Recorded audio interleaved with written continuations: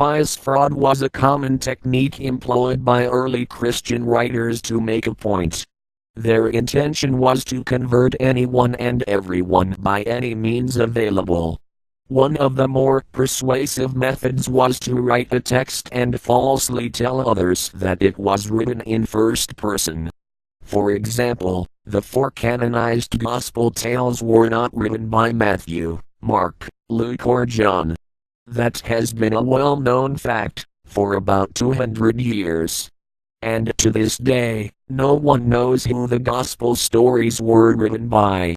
These texts are perfect examples of pious fraud.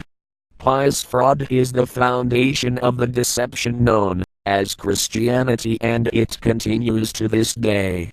During the first couple of centuries of the Common Era, the early Christian priestcraft, which would eventually become the early Catholic Fathers, were in the process of assimilating religions from all over Europe.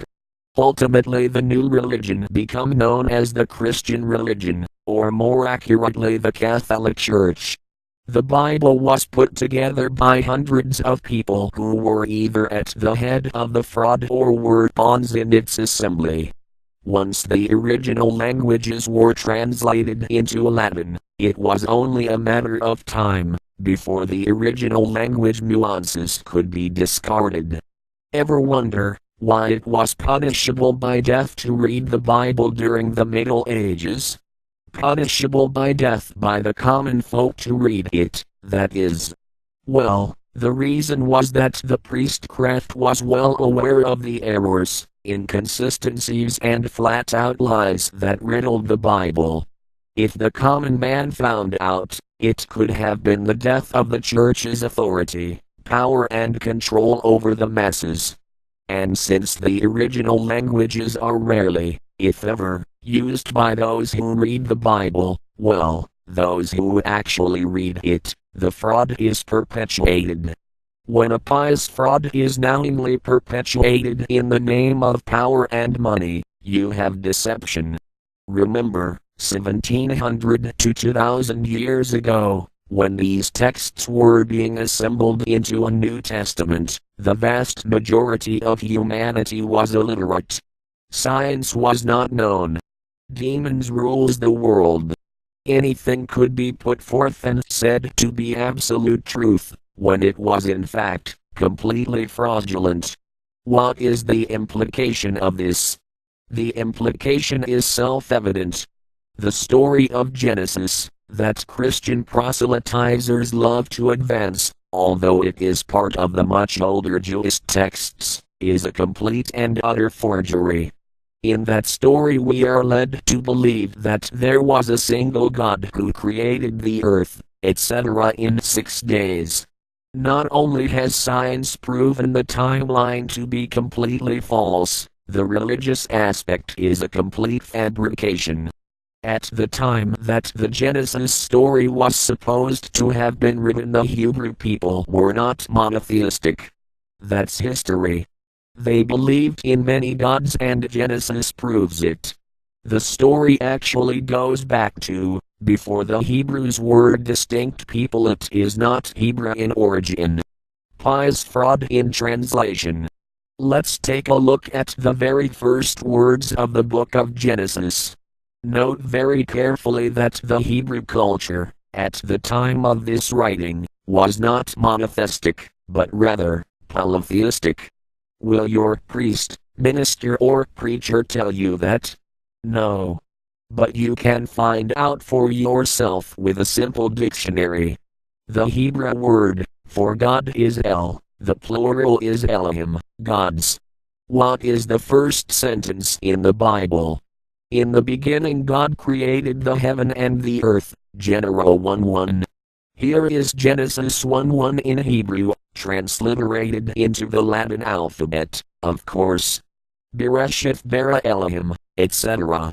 In beginning created, the gods, the heavens and the earth. In the same chapter the word Elohim, gods, is used 30 times. Those gods are the ones who created the universe in 6 days. To clarify, Here is the translation of the Hebrew text of Genesis 1. Notice how Jewish and Christian fathers don't bother to tell you what the original text says. They would like you to believe that a single God created everything. But they messed up big time and actually translated it properly.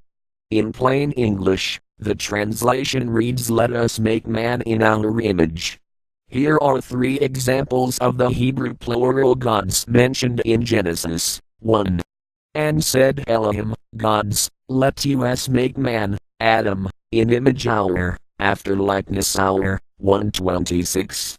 2. And when Adam had eaten of the forbidden fruit of the tree of knowledge, the Lord God said, Behold, the man has become like one of us, to know good and evil, 3:27.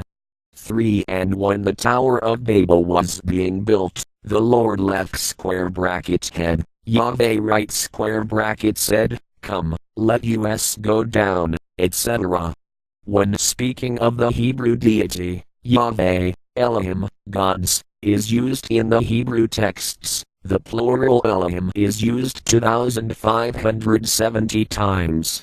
It is always falsely translated to the singular God, thus falsely making us believe that this text was written at a time when the Hebrew people were monotheistic, when it clearly is the case, written at least 2,570 times, no less that they were not.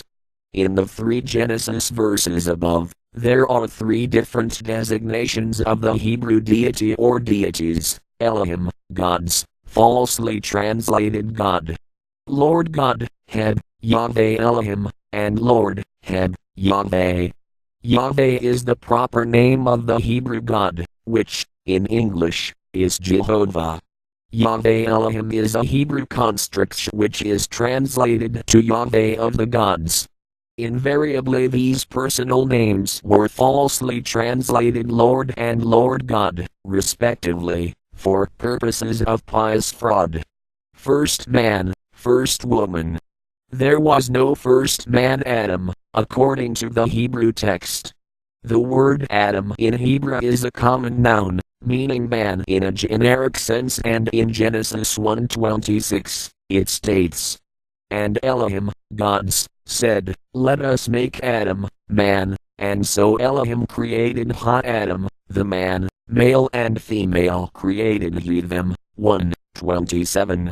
In the second creation story, where man is first made alone, Yahweh formed Adam, the man, out of the dust of Adamah the ground, 2:7. Man is called in Hebrew Adam, because he was formed out of Adamah, the ground, just as in Latin man is called Homo, because he was formed from humus, the ground.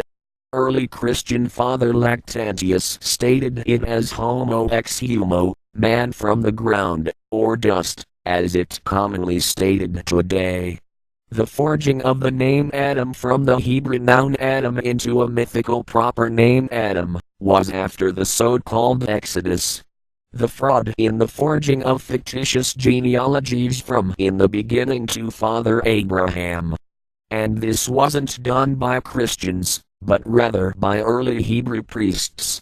Nonetheless, early Christians took this deception and used it for their own newly forged religion.